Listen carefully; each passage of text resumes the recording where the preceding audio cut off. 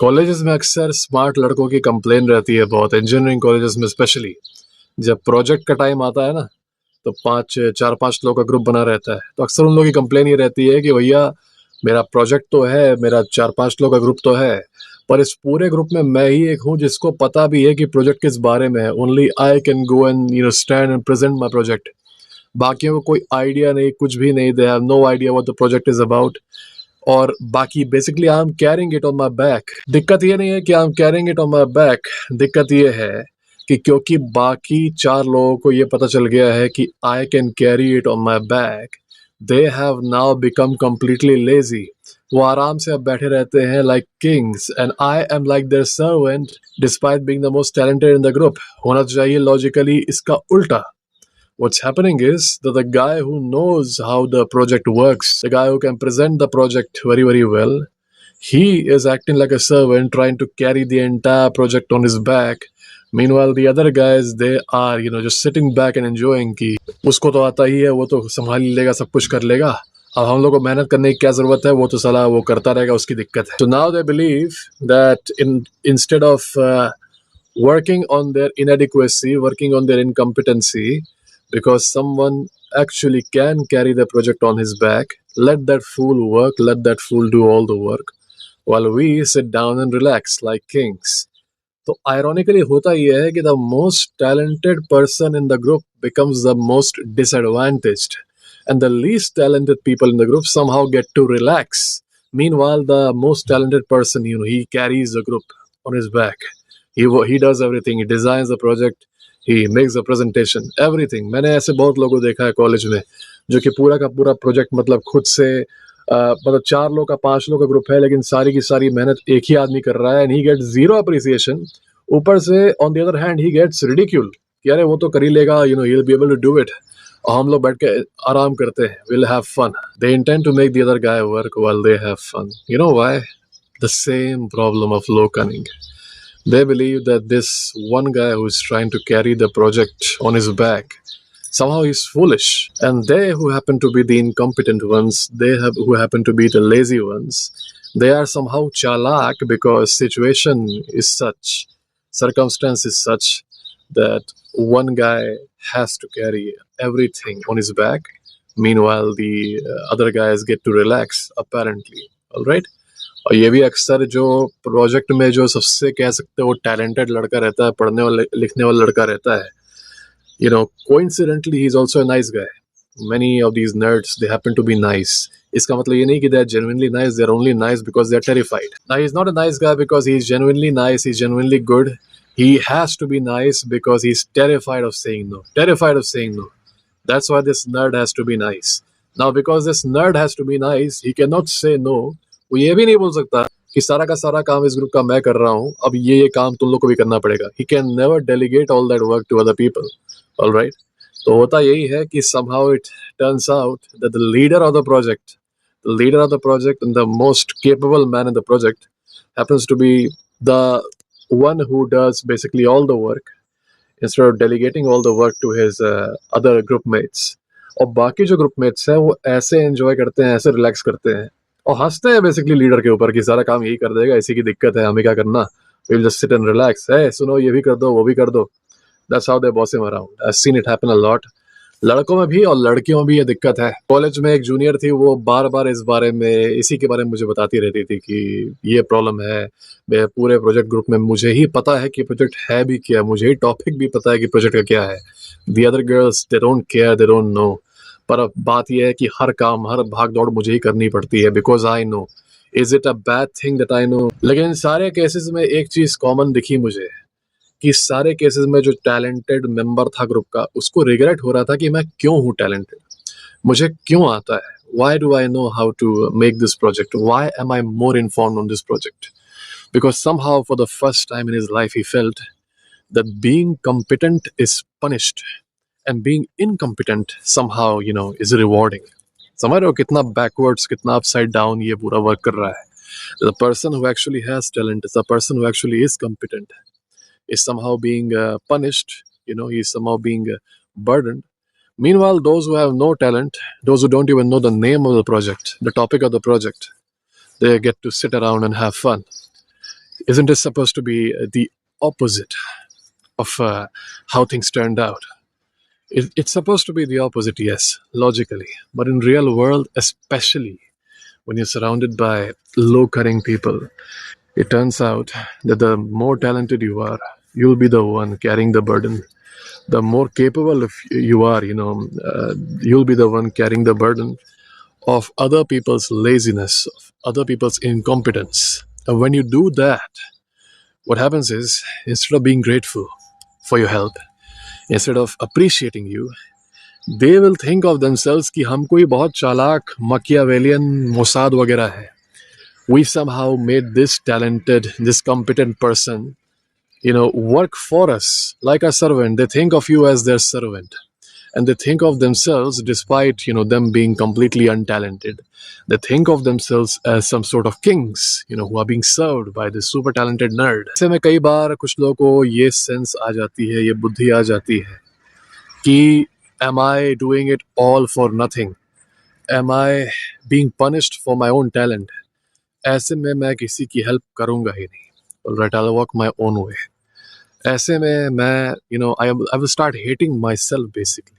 Because if being talented is what is punishing me, being talented is what is making others see me as a fool, and is making me carry all the load while the others relax, then maybe being talented isn't as profitable after all. और ये शख्स जो ये talented person था, जो competent person था, जो कि बहुत मेहनती था, जो कि बहुत active था, proactive था, he could get things done. What he does is, now in order to fit in with the world, कि मुझे बेवकूफ़ नहीं दिखना, what he does is, next time he is in some environment like this, जहाँ पर उसको research करनी है, project बनाना है, कुछ भी काम करना है, alright, it could be anything, not just a college project, कुछ भी काम करना है, वहाँ वो जानबूझ के held back दिखेगा, वो जानबूझ के रिवील नहीं करेगा कि उसे पता है अच्छी चीज़ें, वो जानबूझ के पीछे बैठेगा, वो भी यही सोचेगा कि यार मैं अगर ज़्यादा अपना टैलेंट दिखा दूंगा तो फिर ये सब मेरे ऊपर कूदेंगे कि तुम ही सारा काम करो और हम एंजॉय करें, और फिर से मुझे वो सब बेवकूफ़ किधर देखेंगे, and they'll think of themselves as kings. Now he will act dumb on purpose. He will act dumb on purpose so that now he can make others work for him. वो जानबूझ के दिखाएगा कि उसके अंदर कोई टैलेंट नहीं है, वो जानबूझ के अपने ही काम को सैबोटाज करेगा, वो जानबूझ के ग्रुप वर्क को सैबोटाज करेगा, ठीक है, ये जानते हुए, क्योंकि उसे पता है कि if he takes on the reins, others will not cooperate with him, they will only see him नौकर है. ये चीज़ बहुत कॉमन है, तुम देखे होगे, जैसे कॉलोनी है तुम्हारी, ठीक है, वहाँ पर गंदगी है, तो मान लो कुछ वेल मीनिंग सिटीजन्स बाहर आके लगे झाड़ू लगाने वहाँ सड़क पे तुम्हारे घर के सामने, ठीक है. The saddest thing about this is, instead of appreciating someone coming out to clean the roads, क्योंकि ये आपकी मातृभूमि ही है at the end of the day. If you love your motherland, there is nothing wrong in keeping it clean, even if you have to do it yourself. Problem यह है कि जब आप बाहर आएंगे ना और आप लगेंगे रेगुलरली साफ करने अपने सामने की सड़क, पड़ोसियों को ये लगेगा, पहली बात तो वो हंसेंगे देख के, फिर उनको ये लगेगा कि बहुत सही, एक नौकर तो आ ही गया साफ करने, अब हमें क्या ज़रूरत है साफ करने की. Alright, so what they will do, they will now be held back, now they will sit and enjoy, और वो एंटाइटल हो जाएंगे कि अरे यार ये तो, इसका तो डेजिग्नेशन है सफाई कर्मचारी का, यही साफ करेगा, ठीक है. तो मतलब अगर वो पहले इसके थोड़ा बहुत करते भी थे तो अब वो एकदम बंद कर देंगे क्योंकि तुमने शुरू कर दिया. And somehow after doing this they will feel like they are really wise, उन्होंने कुछ मैट्रिक्स वगैरह क्रैक कर लिया ऐसा करने से, ठीक है. This is the biggest issue. You will see this happen a lot of times, sometimes in front of your own house, sometimes in your own society, sometimes in other places. If you are trying to be too imandar, if you're trying to be too proactive in improving your surroundings, if you're trying to be too proactive in getting things done, what ends up happening is the other people, they get laid back, they become laid back, they become lazy, and now they feel entitled to your efforts. Not only do they feel entitled to your efforts, they feel like you are a stupid guy, that you want to change things, that you want to improve things, and somehow you are a knocker.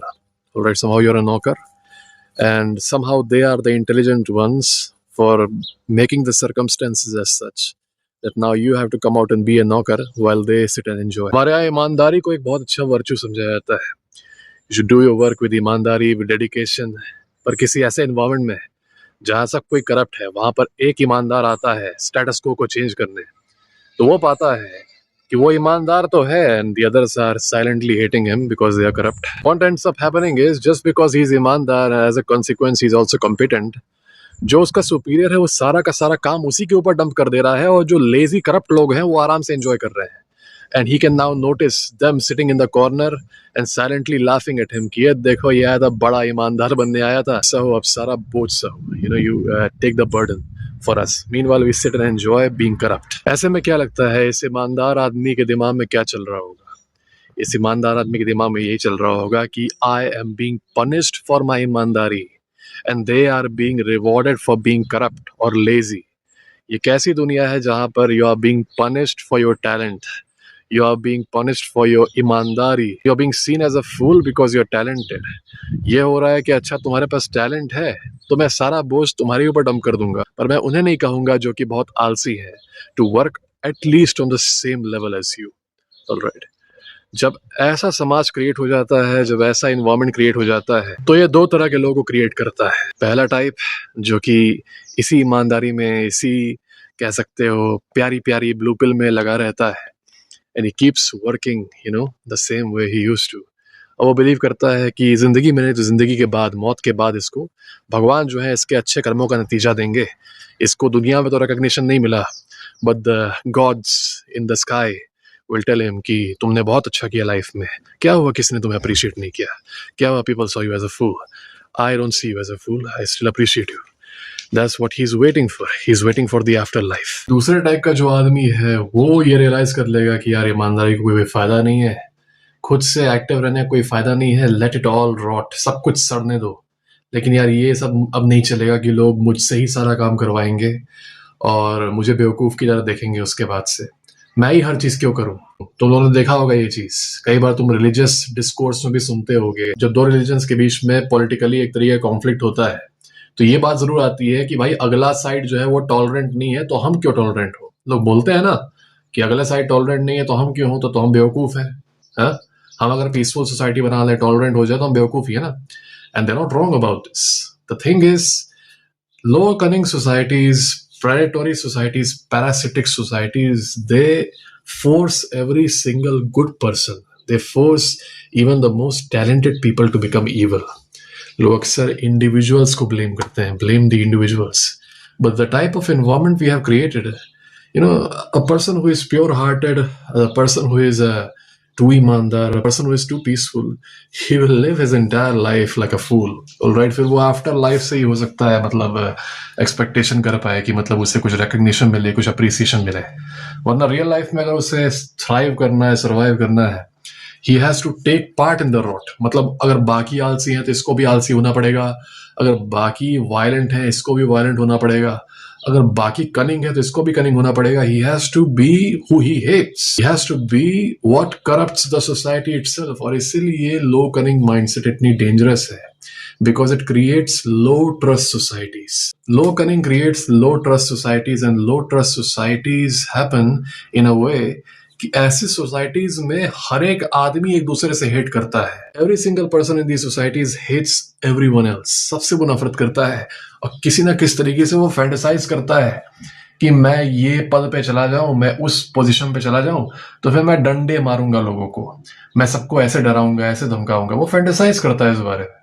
या तो वो legal तरीके से fantasise करता है डराने का, या तो वो इलीगल तरीके से फैंटेसाइज करता है डराने का. ये गुंडा बन जाऊंगा, वो गुंडा बन जाऊंगा और फिर सबको डराऊंगा. At the end of the day, he hates his own people, he hates his own community, he hates his own countrymen. उनसे वो नफरत करने लगता है. And sometimes all that नफरत is built up based on his experiences in life. अब वही तुम प्रोजेक्ट वाला ही एग्जांपल ले लो, तो अगर तुम्हारे को ऐसे ट्रीट किया जाएगा, it's not like you'll feel love for those people. And when a low trust society is created, you will see people out of spite, out of hate, they will do tiny things just to somehow degrade each other, chip away at each other. तुम उनकी नजरों में देख के समझ जाओगे कि मतलब इस तरीके से तुम्हें देखेंगे, you will know that they despise you. ये सारी चीजें तुम बूमर आंटियों में देखोगे. Let's say you are hanging out somewhere with your friends or with your girlfriends. Sometimes you will see that one auntie जो कि उतनी दूरी बैठ के तुम्हें एक बहुत ही हेटफुल नजर से देखती है. All right? So in low trust societies, it is all about crushing the people around you, stepping on them, and then climbing up. In low trust societies, it is all about having the other person do all the good work for society. Meanwhile, you sit back and enjoy the fruits. In low trust societies, it is all about making those very, very few hardworking, imandar people work and having all the unproductive, violent, degrading people enjoy the fruits of their labor. ठीक है, ये सारी चीजें norm हो जाती है वहां पर। और सबसे ज्यादा सैड बात यही है कि ऐसे में जो असल में टैलेंटेड लोग हैं, जो अच्छे पॉजिटिव लोग हैं, the ones who love other people, the ones who do not feel hate for other people, they feel that they are at a disadvantage. They feel that they are at a disadvantage because when they go out with their friends, when they go out to school, and they are not trying to bully people, they are not trying to be rude to people, they are seen as some sort of chomu. They are seen as weak. They are seen as powerless. So at the end of the day, that pure soul has no option, no other option but to poison himself and become the very evil that he hoped to destroy. He poisons his mind, he poisons himself, and he becomes just like the other bullies, just like the other people. कि मैं भी वैसे ही रहूंगा, मैं भी घटियापन करूंगा, मैं भी दूसरों को परेशान करूंगा, मैं भी दूसरों से छोटी छोटी चीजें में 10 रुपए चुरा लूंगा उनसे। घर में कोई है तो उसकी जीन्स पे ऐसे ब्लेड लगा के फाड़ दूंगा, उसे कंबल को फाड़ दूंगा, साड़ी में ऐसे ब्लेड लगा के काट दूंगा, because he sees these things happening around him. He feels that in order to survive, he has to do this. But in many cases, he actually has to do it because he wants to survive. क्योंकि एक deterrence होना चाहिए, अगले को ये रहना चाहिए कि हाँ मुझे भी आता है ये करने. If you become an easy target, if you display that you do not have the ability to do harm, then my friend you are finished. इसका पूरा का पूरा रीजन है low cunning behavior और cascading effect जो कि low cunning behavior से आता है. मतलब ये कि अगर समाज में 10 लोग low cunning हैं तो स्प्रेड आउट होके जिस जिस इन्वायरमेंट में रहेंगे वहां के दूसरे लोगों को भी लो कनिंग बना देंगे, क्योंकि आउट ऑफ सर्वाइवल इंस्टिंक्ट बाकी लोग भी लो कनिंग बनेंगे कि यार वो भी ऐसे एक्ट कर रहा है तो मैं भी करूंगा। कहते हैं ना लोग कि तुम इंटॉलरेंट हो तो मैं भी इंटॉलरेंट बनूंगा, लोग बोलते हैं ना। ऐसे ही जब कोई लो कनिंग है तो दूसरे को भी लो कनिंग बनना पड़ता है। ऐसे ही ये वायरस स्प्रेड होता है सोसाइटी में। जैसे ही लो कनिंग वायरस स्प्रेड होता ही है कि पूरी की पूरी सोसाइटी जो है एक लोअर लेवल ऑफ कॉन्शियसनेस में आ जाती है। मतलब ये कि instead of fantasising about building an empire, or instead of fantasizing about destroying some actual huge enemy जो कि मतलब देश का दुश्मन है या समाज का दुश्मन है, नहीं, you are stuck in a very very low level of consciousness जहां पर तुम अजीबोगरीब हरकतें करते हो। तुम्हारे बगल में कोई पड़ोसी है तो पड़ोसी घर में कूड़ा फेंक दोगे, पड़ोसी घर में कुछ कचरा फेंक दोगे उसको स्पाइट करने के लिए कि देखो हम तो गुंडा हैं, हम तो उसके घर में कूड़ा फेंक दिए। तुम अगर महिला हो तो अपने घर में जाओगी और तुम अपनी सास की साड़ी में से ब्लेड लगा दोगी, या सास है तो अपने बहू की साड़ी में ब्लेड लगा देगी, या खाने में वो नमक की जगह चीनी डाल देगी, ये सारी चीजें करेगी, ताने मारेगी just to give her a sort of mental torture. ठीक है, जा जाके जगह जगह गॉसिप करेगी, उल्टी पुल्टी बातें। और गॉसिप भी इस लेवल का होता है कि if you guys here it, it's so cringe man. आदमी हो तो कोशिश करोगे कि अपने दोस्तों से, जो काइंड दोस्त है, जो पीसफुल दोस्त है, उससे बातों बातों में बात कर रहे हैं, उतने में ही अच्छा जरा 1000 रुपए देना ये काम है, 1000 रुपए देना ही काम है। ऐसे 1000 करके वापस 1 रुपया नहीं किए, और फिर हम चालाक हैं, देखो हम चालाक हैं यार, उससे हम 10,000 रुपए ले लिए।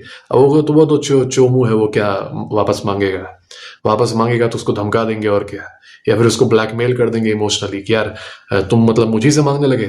ऐसे ऐसे चोमुओं को मैंने देखा है। मतलब I have a subscriber, he is a very talented person, very very कह सकते हो, he is doing great in all aspects, dating, physique, हर चीज में, but he is a man of honour. ठीक है, इसको छोटे लेवल का लो कनिंग कॉन्फ्लिक्ट करने में मजा नहीं आता।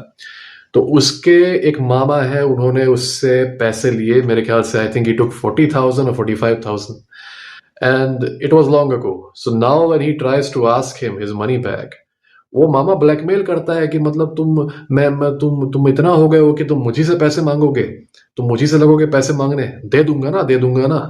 ये उसका बिहेवियर हो गया गुंडे वाला। ठीक है, गुंडे वाला हो गया है। Not only this, not only has that man taken away his money, है ना, and he is not returning, he is also coming to his house and trying to somehow insult him, जो टिपिकल रिश्तेदारों वाला होता है कि माँ बाप के सामने आके उन्हीं के बच्चे की इंसल्ट करना, हंसी उड़ाना, मजाक उड़ाना। Imagine the audacity. हमारे जो जेनजी है, जो लड़के हैं, बहुत झेलते हैं। ठीक है, उनको इतना नहीं झेलना चाहिए। तो can you imagine a man being this low to someone who comes into his own relation? जब अपने ही रिलेशन में आदमी ऐसा कर रहा है तो सोचो बाहर वाले के साथ कैसा करेगा। ठीक है, this is very very low.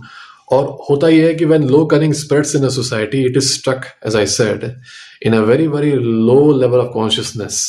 और फिर वो हायर कॉन्शियसनेस जैसे कि सिविलाइजेशनल रिवाइवल, देश का कह सकते हो उत्थान, या फिर सामाजिक उत्थान, ठीक है, कैसे सिविलाइजेशन को बेटर बनाना है, कैसे लेवल अप करना है सोसाइटी को, इन चीजों के बारे में सोच ही नहीं सकता, क्योंकि उसका जो माइंड है लिमिटेड है।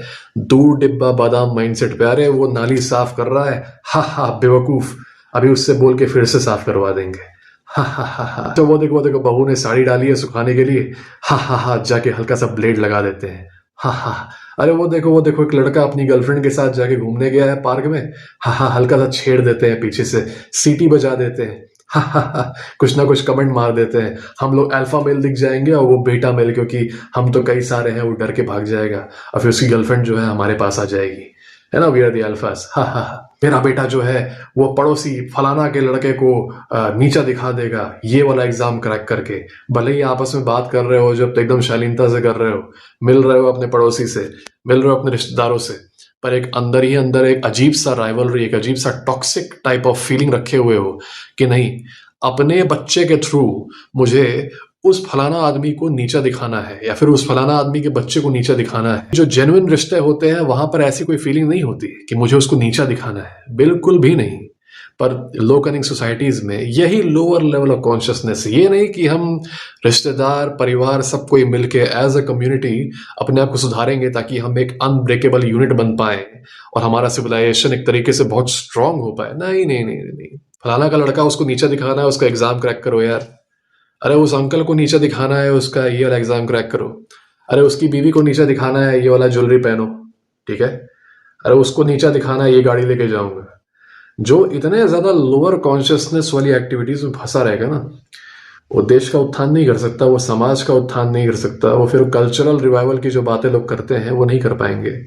क्योंकि तुम लोग बातें तो वो करेंगे बैठ के कि ये ऐसे होना चाहिए, वो ऐसे होना चाहिए, but when it comes to actually practicing it, तो बात वही आ जाएगी कि हम तो नहीं करेंगे लेकिन कोई और कर दे हमारे लिए नौकर, और वो करेगा भी तो ये बैठ के हंसेंगे कि देखो देखो बेवकूफ, हम तो चालाक हैं। अब देखो लो कनिंग का ओरिजिन्स क्या है, मतलब मैं उनकी बात नहीं कर रहा जो कैस्केडिंग इफेक्ट से लो कनिंग बन जाते हैं मजबूरी में।